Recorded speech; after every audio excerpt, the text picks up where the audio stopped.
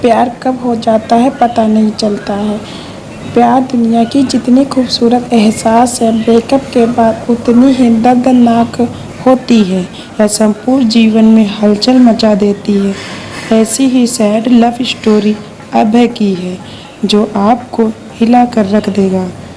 अभय अपनी प्रेमिका के चक्कर में क्या क्या नहीं किया, फिर भी उसकी लव स्टोरी इनकम्प्लीट ही रह गई। आइए अब आपको अभय की लव स्टोरी से रूबरू करवाते हैं। ऐसे ही दिल थाम के रखिए। अभय 10वीं क्लास का छात्र है। इस उम्र में उसे क्या पता कि प्यार क्या सिला होता है। वह एक लड़की को मन ही मन चाहने लगा। एक दिन अभय अपने कॉलेज जा रहा, तभी उसकी नज़र लड़की की नज़रों से टकराती है, जिसे देखने के बाद तो हो जाता है। यानी अभय लड़की को बहुत दिलो जान से चाहता था, लेकिन लड़की का कोई अच्छा रिस्पॉन्स नहीं था। लड़की उसको कोई भाव नहीं दे रही। इसके बावजूद अभय उसका पीछा करता था, जैसे ही हर लड़के करते हैं। उसके पीछे पीछे घर तक जाता और स्कूल आने के टाइम वह सज धज के गेट पर मुस्कुराता। वह गेट पर वेट करता रहता। इसके बावजूद लड़की उसको इग्नोर कर रही। इस ऐसे इंतज़ार करते करते अभय को लगभग 6 महीने से ज़्यादा का समय हो गया, लेकिन अचानक कुछ परिस्थिति के कारण अभय का उसका पीछा करना बंद कर दिया। अब लड़की की नज़रें रोज़ उसको खोजने लगी लेकिन वह दिखाई नहीं देता। वह पागल सी होने लगी। लड़की की काफ़ी बेचैनी के बाद भगवान ने उसकी सुन ली। अभय को उसके रास्ते में अचानक दिखाई पड़ता है, तो वह उसके पीछे जाकर घबराई सी खड़ी होती है और पूछती है, अभय कहाँ थे? कोई बात थी क्या? आप मुझसे नाराज़ हो? अभय इतना सुनकर भबक कर रोने लगा। कहा, मेरी माँ का देहांत एक्सीडेंट में हो गया है, जिससे मेरे पैर भी जा चुके हैं।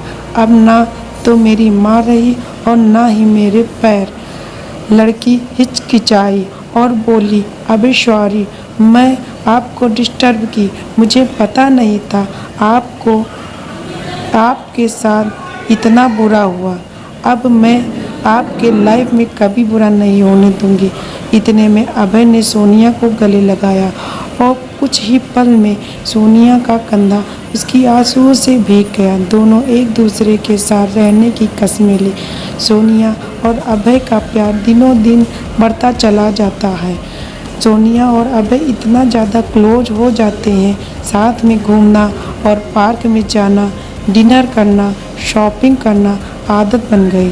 अभय और सोनिया का प्यार इतना गहरा होता चला गया कि एक दूसरे के बिना मिले रह नहीं पाते थे। जितना प्यार गहरा होता गया, ये प्रेमी जोड़े समाज की नज़र में आते गए। धीरे धीरे ही उनका प्यार इतना ज़्यादा हाईलाइट हो गया कि लड़की के घर तक पहुंच गया और घर वालों को उनका प्यार मंजूर नहीं था। उस लड़की के घर वालों ने उसका कॉलेज जाना भी बंद कर दिए और उसका सेल फोन भी छीन लिया और घर से बाहर भी नहीं निकलने देते थे।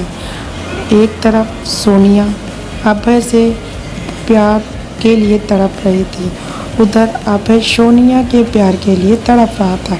वो एक दूसरे के प्यार में इतने मजबूर हो गए थे, सिर्फ एक नज़र देखने के लिए तरस गए थे।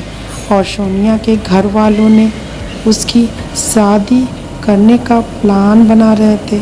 और जब यह बात सोनिया को पता चलती है, तो सोनिया शादी से डायरेक्ट मना करती है और वो कहती है कि मैं शादी सिर्फ अभय से ही करूँगी, नहीं तो अपनी जान दे दूँगी।